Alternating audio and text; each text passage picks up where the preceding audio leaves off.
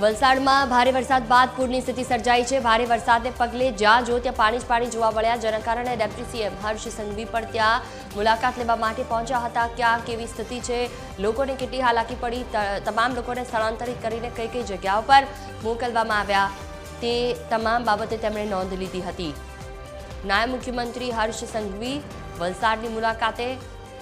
ભારે વરસાદને કારણે અનેક વિસ્તારો જળમગ્ન થયા।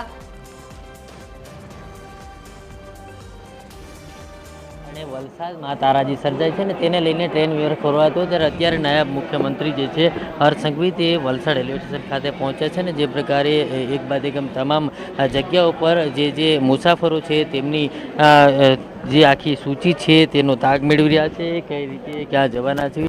તે તમામ બાબતોથી હાલ માહિતી મેળવી રહ્યા છે ને જે પ્રકારે ટ્રેનો ક્યાં ક્યાંની છે તેને લઈને પણ હાલ જે પ્રકારે ટ્રેન સહિતની જે વસ્તુઓ છે તેમાં અત્યારે મુસાફરો જે છે તેમને પૂછી રહ્યા છે કે ક્યાંથી આવ્યા છે અને તેમની મુસાફરી કેવી રહી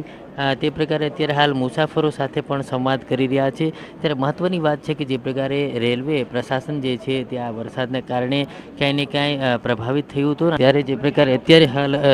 નાયબ મુખ્યમંત્રી હર્ષ સંઘવી જે છે તે એક બાદ એક અલગ અલગ જે ટ્રેનના જે કોચ છે તે ડબ્બાની અંદર મુસાફરો જે છે તેમની સાથે મુલાકાત કરી રહ્યા છે ને જે પ્રકારે